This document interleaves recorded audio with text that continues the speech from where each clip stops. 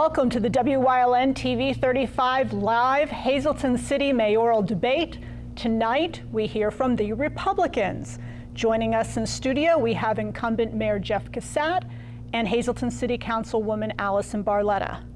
Please check WYLN TV 35's Facebook page for information about this debate and the Democratic debate rebroadcast times, as well as information about our upcoming live Hazleton City Council Forum and our Hazleton Area School Board Meet the Candidates special report.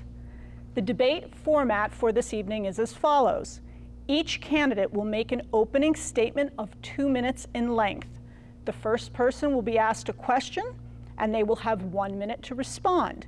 The other person will have 30 seconds for rebuttal to the same question. My colleague Gary Perna, our news director here at WYLN TV 35, will be asking questions. Good to see you, Gary. Good evening, and thanks for, we're here once again. We love political season, Tiffany, don't we? We sure do, and I will be asking questions as well, and I am the host of The Storm here on WYLN TV 35. Each candidate will also be given 1 minute for closing statements. So we are going to begin with opening statements. They'll be 2 minutes in length, and we're going to start with the incumbent mayor, Jeff Cassatt. Okay. I'd like to thank YLN for inviting myself and Allison to speak to the public. I came into office in 2016 with aged equipment and inadequate staffing levels. I immediately got hit with the refinancing of a debt which increased by $1.4 million. I had a city council that had supermajority which voted down any alternative revenue source I proposed. That council amended 2 budgets, both the 2016 and the 2017, which they filled with unrealistic and unrecognizable revenue sources. As I was obligated to do, I followed those budgets, which led us into Act 47. In 2018, the financial recklessness continued when Council passed an underfunded budget, which was proven late last year and which called for the city for additional borrowing. My administration has accomplished the impossible. We have increased the fire department staffing levels because of the SAFER grant. We increased the police department from 36 to 42 officers with the help of the COPS grant. We've acquired 30 vehicles totaling $5 million without the use of property tax. The city received $10 million worth of grants. We revitalized the parks and playgrounds. Statistics collected from the FBI database show that Hazleton has seen a 44% reduction in major crimes. This was followed by an independent study which shows that 51% of calls are noise complaints. We have recently won an arbitration award which will save the city pension over $400,000 a year. We negotiated with the insurance company, saving over $425,000 annually. We worked with PennDOT to build a $15 million maintenance facility at the airport, which will generate over $30,000 in additional revenue. We have worked with developers to come to Hazleton, invest, and build here, which will generate hundreds of thousands of dollars in taxes. With the tough decisions that have been made, several contracts in negotiation, and economic projects that are started, please allow me to continue and complete the financially responsible plan that I have started. Okay, thank you. And Allison, your opening statement, the mayor went just slightly over, so I'll give you extra time. Thank you. People say Hazleton is lost, that Hazleton can never be the city it once was. But I'm here to tell you that the city can be revived under the right leadership, and that's why I'm running for mayor. My name is Allison Barletta. I am 31 years old, born and raised here in Hazleton, and now my fiance and I are raising our 7-year-old daughter, Madison, here. I graduated from Penn State University with a degree in business management, and I have been employed in my field for the last 10 years. I have experience with business administration, payroll, managing employees, working together as a team, and working with budgets. I also take additional education classes to continue and to increase my knowledge. I am currently serving as your councilwoman, and my time on council has truly been eye-opening, the way the city government is being ran. And I see that it's affecting you, the residents, business owners, and employees. This election is about the future of Hazleton, and I believe in that future. Yes, Hazleton does have challenges, but I will work endlessly to overcome those challenges. I will always put you, the residents, first and make educated decisions on what is best for our residents. This election is critical. Hazleton needs a leader with energy, a clear vision, new ideas, one who knows how to communicate and collaborate and work together as one team. We need to have an effective problem solver, one who can apply common sense and could listen and not just hear the concerns of others. I pledge to bring honesty, integrity, accountability, and progress to Hazleton. I also want to share with everyone that today I learned I was endorsed by the Hazleton Fraternal Order of Police, Hazleton City Lodge, number 18. I am so honored to have this amazing support from an organization that represents the men and women that put their lives on the line. Thank you for your support. Okay, thank you both, and we're going to begin the questions. The first question is going to be from Gary to Jeff, and Jeff, you will have 1 minute to respond. Mayor, it is easy for city code employees and employees of Hazleton to go around the city to find issues and to fine residents and businesses for not following codes and procedures. What would you do moving forward to have the employees able to help those understand the rules and the laws instead of just finding them at day one when the violation is found? Well, if you recall back when I was on council, I tried to have the code book recodified to bring it up to date. Last time it was done was 2002. So currently, if you want to see an ordinance, you have to go back to the code book and then go through about 6,000 files to see what needs to be done. I tried to bring that up a few times. Every time it was rejected by council. I did get a grant now, and the process is currently on the way. That way, when it's done, complete, it will be in multiple languages and on the website. So after that, you'll be able to come in and look to see what is needed easily. Okay, and Allison, you have 30 seconds. Helping with our code, I would like to publish all of our ordinances on our website so residents could go on there and find them very easily so they know what laws are in place. I also want to make sure that we could help our residents and not fine them. We do need to enforce our residents in a fair and equal way, but we do have community development money that could help on different areas of our city, could help repair those homes and improve the quality of life. Okay. Okay, next question's from me, and it goes to Allison. Allison, you tout the word transparency in your campaign a lot. What is your definition of transparency, and how will that translate to solutions for the issues affecting our community? Transparency is being open with everybody. We need to be open with the residents. I would like to initiate the Transparency Initiative, where all of the bills, all of the financial transactions will be available on our website, so everyone could find them. Having transparency throughout City Hall, even though the mayor is chief executive in our form of government, we still need that transparency, communication, and collaboration to move the city forward. That's the way we work together and come up with laws to put in place. Jeff, 30 seconds. Sounds like her definition of transparency is basically a continuation of what we have in place now. When I first got in office, I published my cell phone on the front of the newspaper. I opened up social media accounts. I created open door policy where anybody could call, come in, set up a meeting, and I'll answer your questions in a one-on-one situation. I have attended public meetings. I attended the council meetings. I created a centralized bilingual receptionist with a phone number that you could call or text. Okay, thank you. All right, next question is Gary to Allison. Allison, do you believe that the mayor made the right decision to put Hazleton into the Act 47 status? And do you believe by doing that, that was the best option for the city to keep moving forward? When we entered Act 47, I was not on council at that time, so I was not able to see all of those numbers. So that was a vote by the city council to agree to put themselves into Act 47. I do believe that we should have maybe make sure that we cut back on every expenditure, made sure that we increased revenue where needed to avoid the Act 47 status so we're not distressed city. Okay. Jeff? When it came about last year, once the budget was passed in 2017, we identified a large gap because of the revenue sources. Council said they wanted to do an early intervention program. I brought in the early intervention team. They said, no, we want to go Act 47. I filed for Act 47. They said, we don't need it. There was a $1.3 million structural deficit in the pension fund. That's where the EIT tax increase came. If we did not enter Act 47, we would have missed the payroll at the end of the year, and we also would have had to increase taxes by 30% to cover that $1.3 million deficit. Okay. Jeff, does the security and the downward crime trends of the city, which you say is down 44%, hinge upon the current chief of police remaining?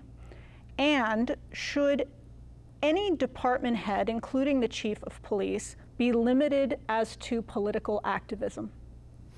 Well, I believe a lot of the policies that we put into place right when he came into office is the reason for the police, the crime to be down.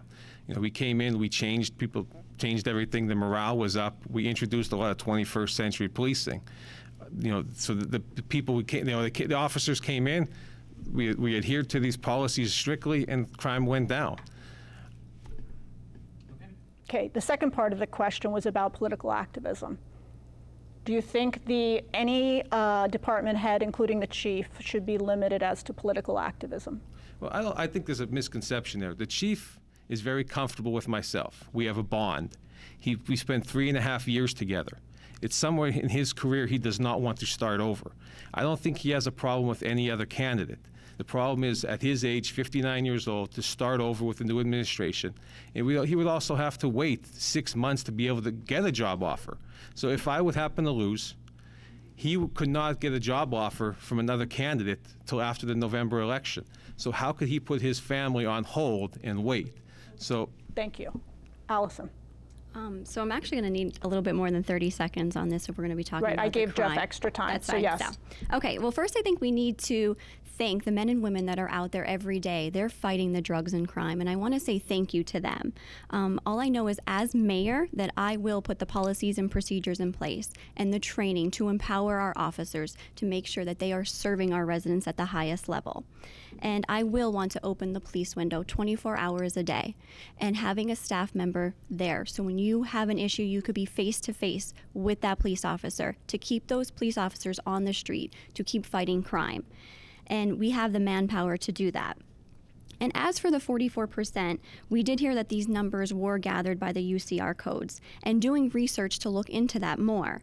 Right on the UCR website, it states that these rankings are made by a quick choice by the user, and they provide no insight into how many variables that mold the crime, and these rankings lead to incomplete and often create misleading information affecting cities and residents. Okay, thank you. I have to stop. I'd like to. Go ahead. I'll let you each have another 30 seconds on this topic. First, the window, I thought was a great idea. If you remember, when I came in office the first week, I went in, I took the plywood off the windows.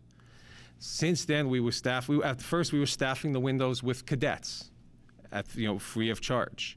When we looked into it further, it would take 4 full-time employees plus 1,000 hours of overtime to staff it 24 hours a day, which would cost about $275,000 per year to start, according to the City Hall contract. And that's equivalent to a 5% tax increase just to open the window. You would still have to call a police officer back to City Hall to do it. So I think it's a good idea if we had the money to do it. I just don't think it's worth the increase in taxes. I think there's money that could be spent elsewhere right now. Okay, and I gave 45 seconds. I'll give you another 45 seconds. According to the police window, we do have the staff members that would be able to man that. All we need to do is reorganize, and we need to increase the morale in our police department. Once we increase the morale in our police department, we will be able to staff that, just like we have before. And then just to get back onto the UCR codes there, UCR codes actually in 2021, they're going to be phased out because of inaccurate statistics. And looking over our statistics, one of the things that caught my eye doing research is our statistics are not showing a vehicle homicide, where we had a vehicle homicide in August 2018. So I believe that these are a little bit inaccurate, these UCR codes, and that's something that we might need to address. Okay. The difference it's one crime. Those stats were compiled by the Hazleton Police Department the end of December to be used in the State of the City address. So they were compiled by the City of Hazleton Police Department. Okay, I gave 20 seconds. You good? Yep, I'll keep going. Yep, so the 2018 vehicle homicide that we did have, it did take place in 2018, and we should have that listed on the 2018. It did take place in 2018. Okay, we're going to move on to the next topic. We can come back and address crime if you'd like. I just have to move on because we have a lot of topics to get through. The next question is from Gary, and it's going to go to Jeff. Mayor Cassett, if the current, or excuse me, hang on, let me back up here for a second. The city is still faced with a lot of blight. What is something that you would continue to do to get the blighted properties either knocked down or to get them fixed up so people can use them and be put back permanently on the tax rolls? Well, we did put a lot of demolition money aside. It's a very long process to get buildings demolished, using community development money. If a community development money is to be used for demolition, it has to be deemed an emergency takedown, or it has to go through the process of being evaluated and the repair cost of the building compared to the demolition cost of the building, and what the liens would be placed against it. Other than that, the hardest part we have with the code department is actually hiring. We've hired code officers in the past. According to the contract, they start at $20,000, no matter what position. You bring them in there, you do the training, they leave for jobs $40,000 to $50,000. So it's hard to hire and maintain good employees. Allison? We do have a lot of houses out there that are blighted. What we need to do is we need to be more aggressive with them, and we need to actually follow up on them. We need to use our community development money to take down them, to demo them. We also need to bring in technology to help our code department to make them more effective and more efficient. All right. We recently did acquire a GIS system to adequately file all the paperwork. So when somebody comes in, permits are logged in, business licenses are logged in, any kind of work that needs to be done is logged into the GIS system to become more efficient.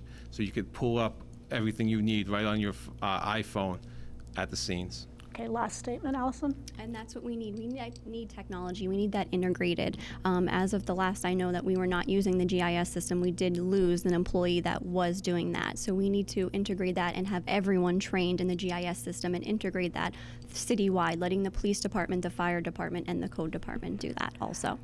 Allison, on your website, you have a section that covers helping our residents, not fining them. And then right underneath that on your website, it says boldly, we will enforce ordinances. Can you clarify, are you for enforcement or assistance or some combination of both? Yes, so I believe that we need to enforce our ordinances, but we need to do it in a fair and equal way. We need to be walking down the streets and we need to enforce them. We do not skip houses because it's somebody we know. We need to enforce it in a fair and equal way. Also helping our residents. Right now I talk to residents and they say, why am I always getting fined? I feel that I'm getting picked on. And they could be in the area where we do have community development money available where they could improve their houses and they could use that to fix their windows and maybe get heat. So we need to focus on helping them but also enforcing them. And there are organizations out there that will help our residents, but we as a city need to give them that list of organizations to help them improve the quality of life here in Hazleton. Okay, Jeff? The community development funds that are supposedly available for house fixings. Back when we used to get $1.2, $1.3 million, the most that was utilized was $40,000 to $50,000 out of that. Since every project needs an environmental review, no matter how large or how small it is. That's a test for lead paint, asbestos. So even if you want windows, you have to go through this. The engineering costs, the bid procurement, and the advertisements sometimes make it totally unrealistic to do those projects. Okay. Gary to Allison is next. Okay, Allison, I'm also going to refer to your website. On your website, you say you pledge to never be the mayor isolated on an island. Instead, you'll do everything you can to bring people together for the purpose of moving Hazleton in a positive and productive direction, goal-oriented for progress, growth, and a better tomorrow. Could you elaborate on that for me? Yes, so I want to be the people's mayor. We need to help our residents, and I have many things that I want to do with that. I will not make decisions on my own. When you are on an isolated island, you make poor decisions. We need to have communication and collaboration with everyone, with the legislators, employees, and the residents. That's the way that we're going to move our city forward. Okay. Jeff? Well, our form of government has a clear separation of legislation and and executive. I'm not on an island. I have a staff. I have a staff that I depend on. They are the experts in every subject, and they're the ones we talk about at the staff meeting, and you elaborate on all the decisions with them. It's not like I sit at my office and I make every decision on my own. Okay. Thank you very much. I just want to say something too. Including council, I believe that is actually one of the things we need to do. Council now is left in the dark on a lot of things. We end up finding stuff after it's done, and that needs to stop because we're not going to move our city forward without including every member of council and letting them know what's going on. Yes, there is a legislative and administration, but we need to collaborate together, and we need to have that transparency and communication with everyone. Well, communication is great when it's there. No one has called me to come into my office. I can't give a report to 5 council people at the end of each day. If somebody wants to come into my office, they could set up a meeting. Nobody knocks on my door and asks to come in and we have what's going on now.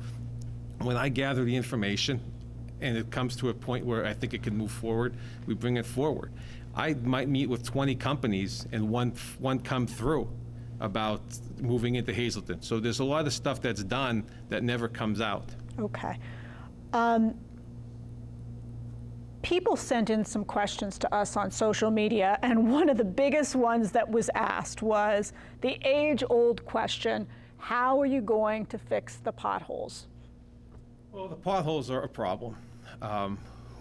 Right now, we get about $850,000 a year in liquid fuels, and we get $650,000 a year in community development. That's the funding that we use.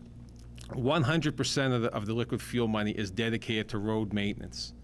Either buying equipment, rock salt, repair equipment, materials, repairs that go out, contracted services, and streetlights. Every bit of that goes in. The problem comes in when you're using federal money to repair a street. It costs $24,000 to do every intersection because you need the blind handicap ramps. And then it's about $30,000 to pave in between. So you're talking $55,000 to $60,000 to properly pave one block. It's about $1 million per mile. There's 130 some miles of road in Hazleton. It's $130 million to pave every road. Okay. We use as much money as we can to patch holes so we could do as much of the city as possible instead of dedicating the money to do 1 mile a year. Okay, Allison? As your mayor, I will dedicate a portion of the liquid fuels money every year to street repairs. I will also go after our legislators and be aggressive with them, letting them know we need the funding here to fix our roads. I will also make sure that our employees have the training and the resources that they need to correct and fix the potholes, correct the first time. And I will work with everyone to make sure we get the resources that we need, reaching out to our legislators. The entire liquid fuel budget is dedicated to road and street maintenance. It's not a portion. You're allowed to use up to 15% for equipment, which we've purchased equipment using that money, and every other penny needs to go towards maintenance of the streets. Okay, Allison, final word? Yes, so the 15% going towards the equipment, what we should be doing is writing grants and making sure that we're getting those grants to put that towards the equipment, and then taking that 15% and dedicating it to our street repairs every year and making sure that we are correcting them the correct way and filling the potholes right the first time. Okay, my question is, I'll allow us to come back to this later if we have time. Allison, the next question is going to be, how are you going to work with the private sector and other leaders, county, state, federal, to help bring higher paying, family sustaining jobs to our area? That's a great question. Working with the legislators, of course. But what we need to do is we need to build that solid foundation here in Hazleton. If not, we're going to crumble. We need to improve the quality of life here in Hazleton. And by improving the quality of life, that is when we're going to attract more businesses here and attract residents to come to Hazleton. Right now, we have this vision of Hazleton that we have the blighted properties and we have the potholes and we don't have a downtown, and that's why we need to improve the quality of life to attract businesses. And we also need to make sure that our city government is stable so we could promote these small businesses coming here to Hazleton. I've already met with many companies to come here. We meet with them all the time. There'll be a couple more that we will be announcing the finalization of in the next couple of weeks.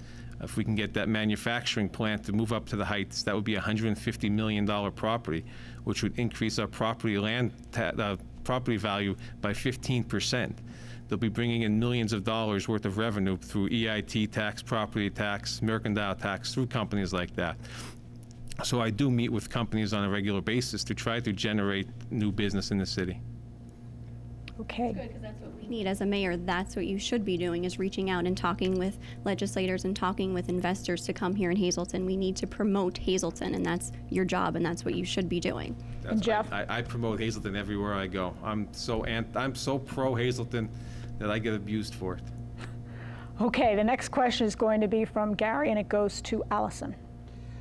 Allison, the city of Hazleton has received the SAFER grant that has paid for 2 firefighter positions, what has brought the city staffing level up above 1988 staffing. This grant is good for 3 years. If elected, how would you, as mayor, be able to work to find the funding to keep these firefighters on the city payroll? The city does and can reapply for the grant. However, if it doesn't happen, how would you be able to keep these firefighters on staff to help protect the city? Well, of course, we're going to go back for the funding. We're going to work hard and try to apply for that grant to keep the officers there. And then what I'm looking forward to is if we do have the retirees within those 3 years. I know we talk on monthly meetings, and there were a couple names that were going to be retiring, so they could fill those positions. But still, we do need to apply for that grant. Okay, and Jeff? The SAFER grant actually pays for 3 firefighters now. If we placed number 21, gave us number 22 and number 23. We do have 8 firefighters that are eligible for retirement now. The contract will be up next year. We will be negotiating with the fire department to take a larger step program like we did with the police department. That way we could stagger the expenses of new hires put into it. Okay. Okay. Jeff, have you received many applications from members of the city's Hispanic community for various city department administrative positions? With half of the city being Hispanic, should we expect to see, if qualified for positions, greater diversity as related to appointments? You mean administrative as in cabinet members, or do you mean administrative as in office administrators? How about you answer both? Well, my staff most of my staff was carried over from the prior administration. So there has not been an application set forth for it. When I did hire a city administrator, I believe there was one of the 15 or so that we went through that had been minority. Mm-hmm. For the administration office, I did hire a bilingual Hispanic girl to answer the phone, which that's every phone call comes to City Hall now goes to her, where you could call, text, or email in bilingual. I have hired more minority police officers than every other administration combined. Okay, thank you. Allison? I believe this actually goes back to the transparency initiative that I would like to put in place. I believe that we need to publish all job openings so the public is aware of what job openings are taking place, where they could apply, be interviewed, and then awarded to the most qualified candidate, no matter who they are. We need to put an end to the political hiring, and you need to be awarded to the most qualified candidate. All the jobs in City Hall are basically advertised. Police and fire are civil service, and DPW and City Hall, when those jobs open up, they're open to bidding from people already in those unions. And then the people that fill those lower spots are usually the part-time employees that already have the experience. We advertised yesterday for openings in DPW, code enforcement, and recreation. So all the jobs are posted. Allison, final word?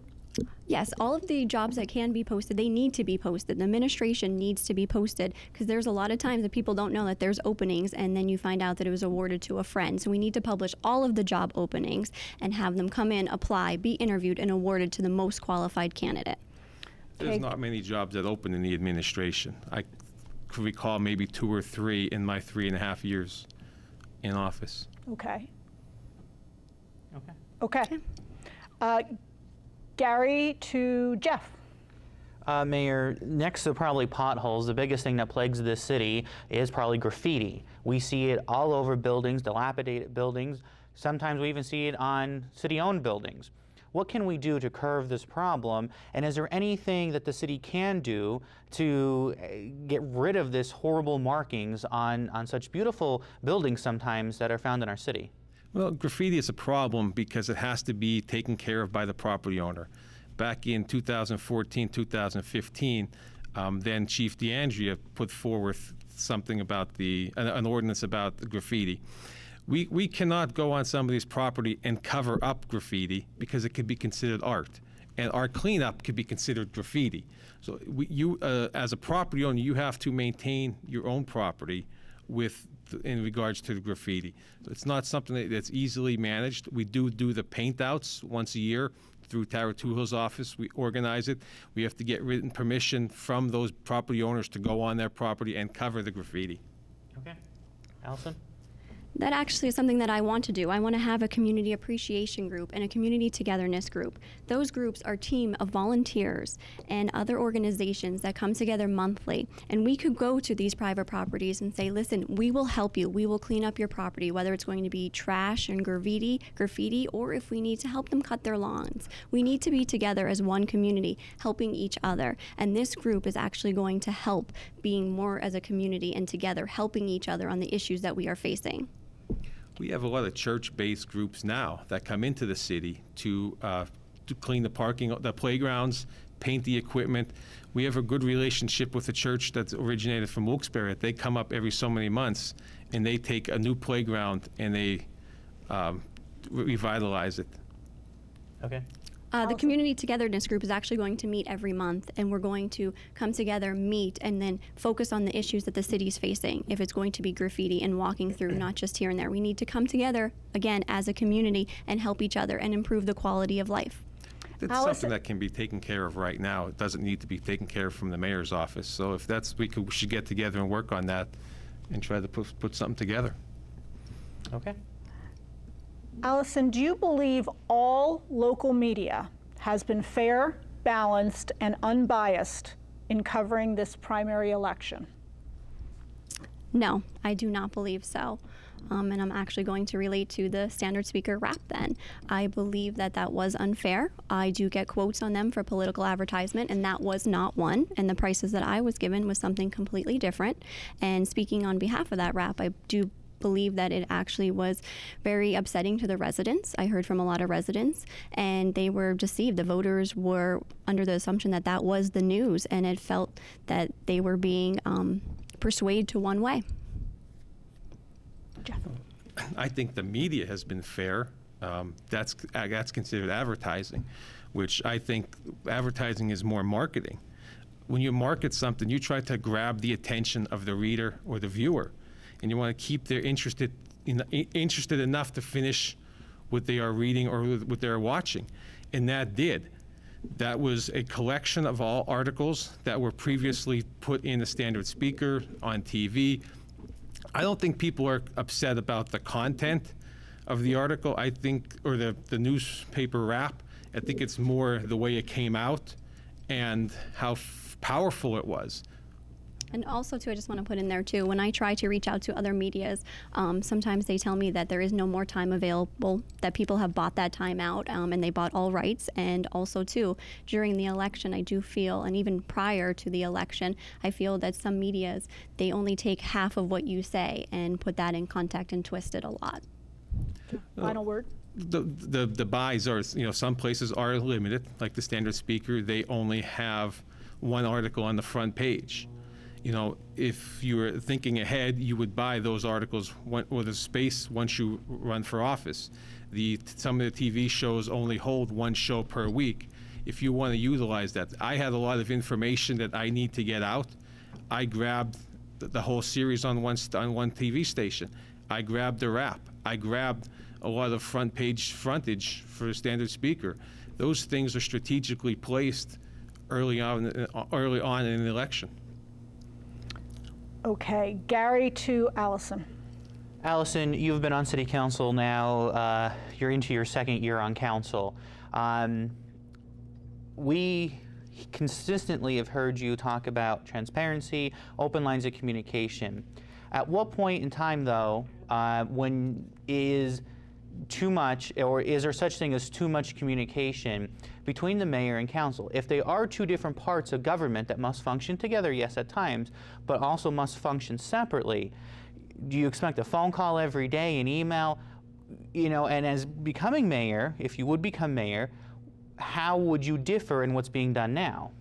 What I would do to have more transparency is when I receive information that I believe that council needs to know, you know, same thing if we needed to know the new healthcare costs, that should have been instantly forwarded to council. And I want to include council in a lot of my meetings when they are available, along with negotiations. I want to include the council vice president, or whoever they choose in negotiation and in meetings so they know exactly what's going on. Transparency, we can never go wrong with too much communication. That's how we are going to move forward. By having that communication, we are going to be able to move the city forward and have more collaboration and more opinions and discuss to make the best decision for our residents. Okay, Jeff? Well, there's three branches of government. There's the mayor, there's council, and there's the judge. I don't see anybody looking to go talk to the judge or where they are. I mean, there's three equal powers of government. The negotiations, the contracts, council has final say in a contract. They don't need to be there for every negotiation, talk over the details. I mean, I'm going back and forth for 3 years with the City Hall Union. They don't want to contribute to the health care. I've had multiple meetings with the police department. We went back and forth with 5 offers back and forth. City Council has the final say in the contract process. Therefore, they are part of the negotiations. They're the final say. And if they're the final say, then they should be included in those meetings and in those negotiations so they know exactly what's going on. And transparency goes a long way. Sitting on council, I see that there is no transparency. I try to get information and I send it through emails because I learned very on. If you don't send it through emails, it did not happen. And I have many emails that still go unheard and actually responses back that they have to wait to get permission from administration to respond back to me. Jeff, your response? That's what work sessions are for things like that. And email, I get a lot of requests, but I'm not a researcher for council. I have a full schedule. If somebody asks me for information, I'll get it for you. It just might not be immediately. It's something that has to be worked into the schedule. I can't just drop everything to answer questions for someone else. Not that I'm trying to be rude, but there are other things that have precedence. Emails that I wait for now 6 months probably, but as mayor I will approve that communication and collaboration so everybody's on the same Jeff page. has final word. Maybe you don't realize how many emails you get per day, and they may get lost, especially when they're coming from a council person to their secretary, their clerk, over to my email. They may get lost in translation so if you don't get a response, I would request it again. Okay, we're going to move on to, we're going back to something related to crime. A top complaint received by the Hazleton Police Department, which was acknowledged earlier in this debate, is related to noise. Far too many police resources are being used to manage noise issues, when many would prefer them to be used to focus upon more serious issues like drug trafficking, theft, and so on. How do you go about lowering the noise-related issues plaguing the city? Mayor. Well, 51% of the calls that were studied in that independent study came back to be noise complaints. We get a lot of noise complaints, and if you follow you wouldn't get the reports, but it would tell you how many you try to be nice to people for the first, second offense, you bring it, you try to tell them, but there are a lot of citations that are issued. A lot of the noise complaints come from vehicles driving by, or cars going down the street going to pick somebody up. They're hard to focus on because by the time you get to that spot, the car's gone, or you turn the music down and it's down and they go back up. So it's a judgment call on the police department. They do have a lot of work to do. So it's almost strictly a judgment call on whether or not that person is going to get a citation from the police department. Okay. Allison? Handling the noise complaints, I do believe that you should go out there, you should give them a warning, but after that, then you need to let them know that these are the rules and they need to be enforced, and you will not let them get away with that if it is a noise complaint. And you need to keep going back there, and you need to find them so they know that you cannot get away with this. All right. Gary to Jeff is the next question. Mayor, how, if reelected, and hearing what Councilwoman Barletta had said about transparency and opening the lines of communication. If reelected, how would you do that? How would you, let's say, how would you make that better so everyone has an understanding of what's going on in City Hall, council and the public? I don't think there's a problem now. I get people to call me all the time. People like, I came in, I wanted to do mayor's meetings. We advertised them, there was no real response. We had one, nobody showed up. People want a one-on-one private conversation. That's why my door's open. My phone's on, Facebook's on. I mass message people all night long. I answer phone calls, I return them. People want that privacy. They have complaints about their neighbors. They don't want to come to an open meeting and complain about a neighbor because they are, afraid of retaliation.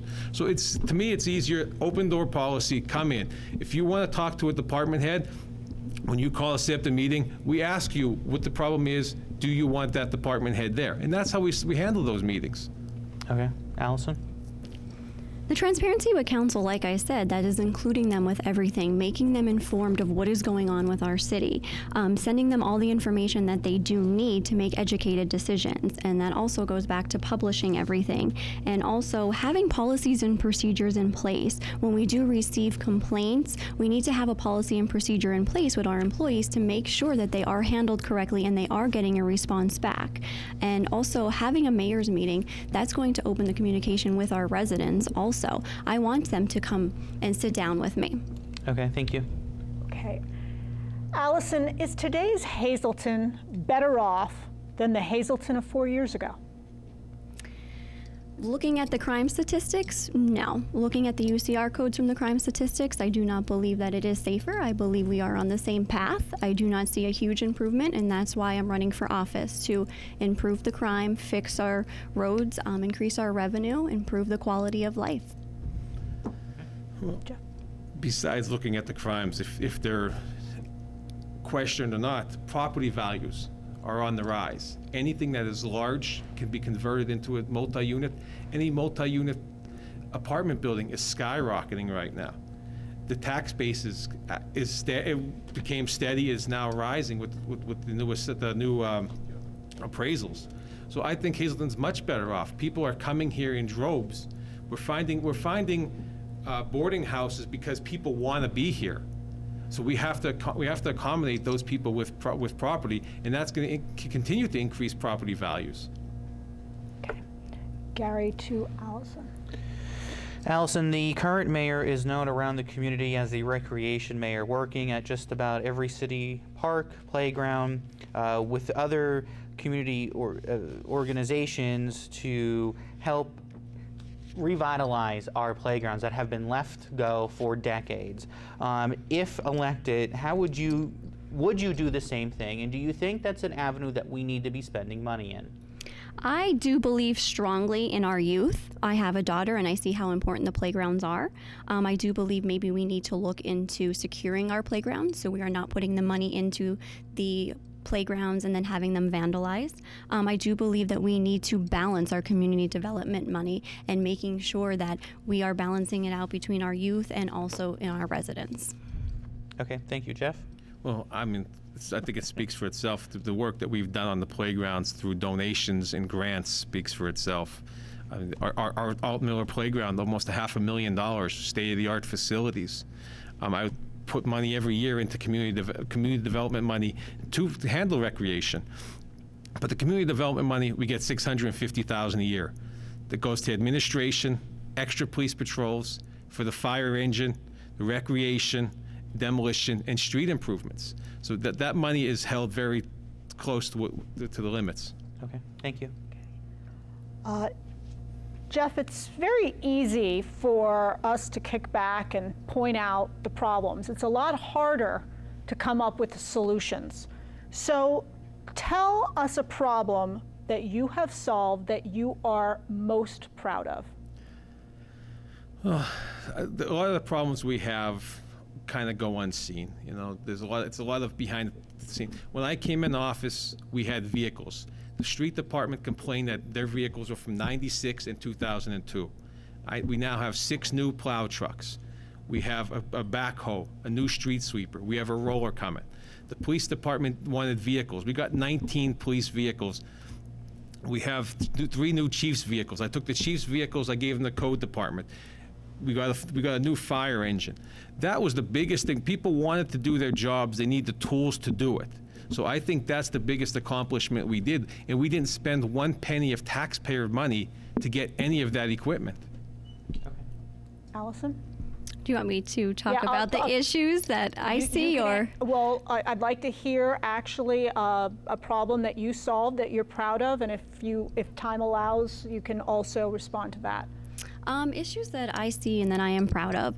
To be honest, there are a lot of issues that the residents come forward to, and what we have to do is we have to relay them to the administration and follow up on them. Being on council, we do have a lot of achievements there. A lot of the issues that I saw that we were facing was the board appointments. I made sure that we put them in place, working with council together as a team, putting them, making sure that they're published and that we have awarded to the most qualified candidate. I think that's one of the biggest accomplishments sitting on council, and an issue that I saw was also the communication, and we did improve that with our council. Okay. Gary to Jeff. Mayor, according to the city's financial recovery plan, the city fire department has 2 pumpers and a ladder truck that need to be replaced that are considered out of date and unsafe. How would you ensure that both pumpers and ladder are replaced, and for the safety of the firefighters and the residents? You talked earlier about it, but how can we see? We have 3 pieces of apparatus that will put us well over $1 million that needs to be replaced. Well, the estimate's actually $2.3 million for that. We have been talking to community development about funds that could be dedicated to it. If you recall, there was a problem with the last fire truck we got through community development, where they said it could take 8 years when it can only take 3 years to pay for it without getting prior approval. And that's why a lot of the other projects had to get canceled through community development, was because of that mistake that was made by someone that's no longer with the city. So right now we are working with community development to put together a 5-year plan. We are putting together a capital budget that will be presented to council shortly to see how they want to handle it, how they want to fund the capital improvement for moving forward. Okay, Allison? Of course, we need to look at our community development money, but we also need to make sure that see if there's any grants available out there that we could be using to put this towards this equipment. Our fire department works endlessly to work on grants and get them awarded to them, and I believe that they'll be able to do that again. Donald Leschko's amazing with the grants he could do. Both of my chiefs are. They've gotten more grants than anybody I could recall in recent history getting grants. They apply for everything that's out there possible, so I'm sure they will both continue to do that. Okay. Final word? I believe that we need to have every department head trained in grants. I think we need an aggressive grant writer out there getting the most funding for our community, and having all of our department heads, not just 2 of them, having them trained. We're going to benefit as a city overall. Okay, Allison. A dedicated grant writer is a great idea. If you look back in 2014 when I was on council, I put forth a resolution to try to hire a grant writer for the same purpose. But since then, our application receivings awards are vastly improved. But we did put that forth, back in 2014. Okay. Allison, city leaders have a legitimate language barrier communicating with a portion of the city's Spanish-speaking residents. How can that improve even further going forward so that the entire community is more informed and, importantly, more engaged in being part of solutions? I believe that we are all one community, and one of the things I want to do is have a community advisory group. Having that group where we could sit down with the residents, it's going to be residents that mirror the diversity in our community, and we could talk about the challenges and the issues that we face as a city and come up with a solution. And that will also act as an alliance back to our administration and back to council, letting them know what issues we are facing. And I believe we're going to accomplish this. We are one community, and we could do this together. I believe in community events. I think that's a great way to mesh the community together, putting people together with a common cause. That's why I'm so big with recreation, the playgrounds, the holiday events, the 4th of July, the Christmas. It's all things that can come together with a common cause to make people feel like they belong together. We're all here for the same reason. We all want a better place to call home. Okay. Okay, Gary to Allison. Probably one of the most talked about issues or topics is the police chief vowing that if Mayor Cassatt is not reelected, he won't be staying in the city.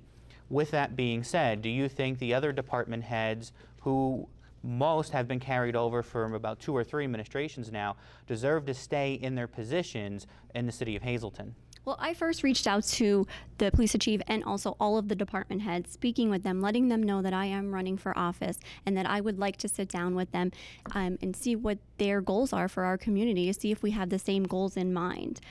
So I do believe that that's very important.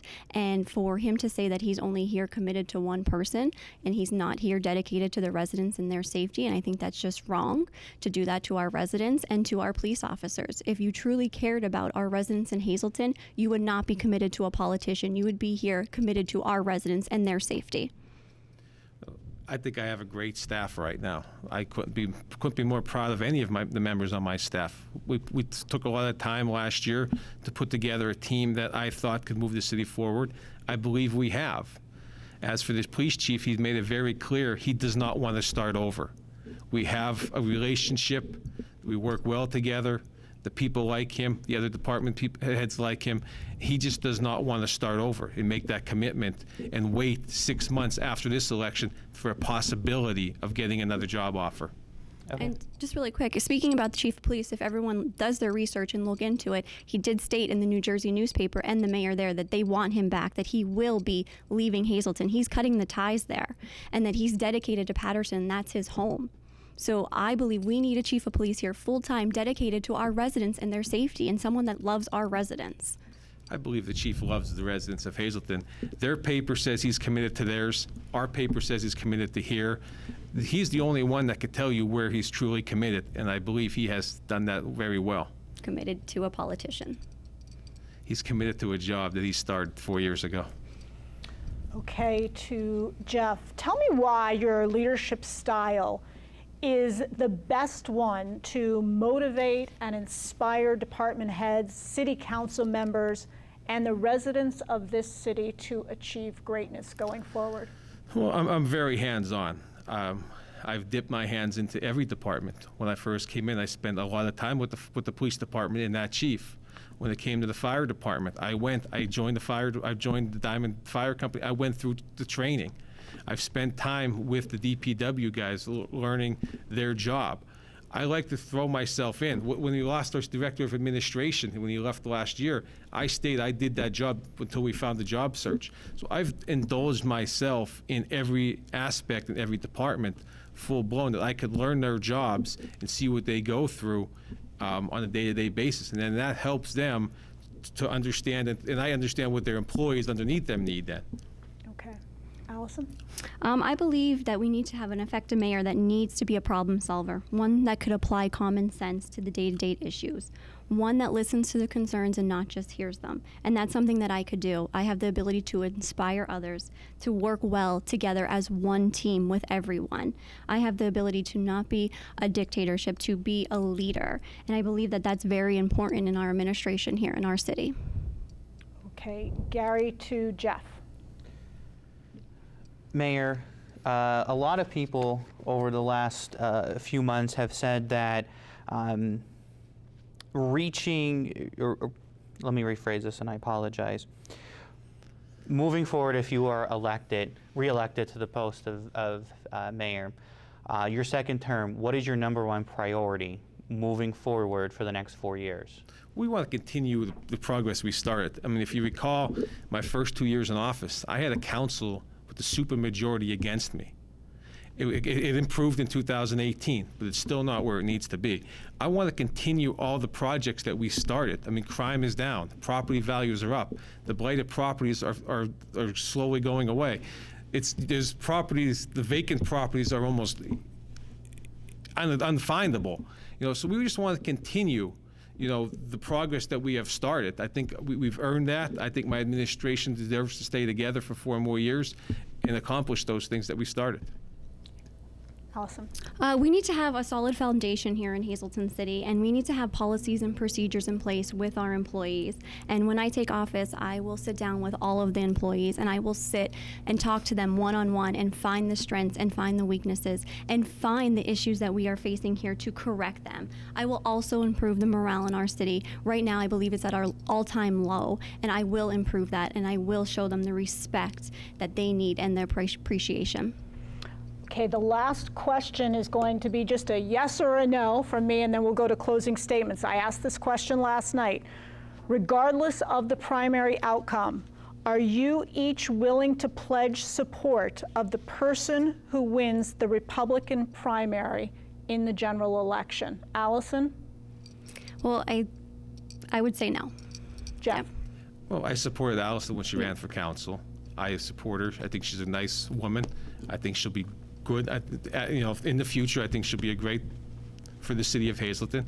And I'm hoping that the next 6 months on council, while she's on council, I would support her. If I see improvement in the next 6 months. If she wins the primary, would you support her? Depending on the next 6 months, I would support her. Okay, Well, thank you. And now we go to closing statements. They're going to be a minute in length. We're going to start with Allison. Well, thank you, WYLN, for hosting this debate. Thank you for giving us the opportunity to sit here and talk to the residents. I just want to let everyone know that I am a regular resident, just like you. Our residents deserve a mayor to be an effective problem solver, one to listen to the concerns and not just hear them, one that can respect the opinions of others. I believe that Hazleton needs new energy and new ideas. I am a firm believer in technology, and we need to integrate that into the Hazleton city.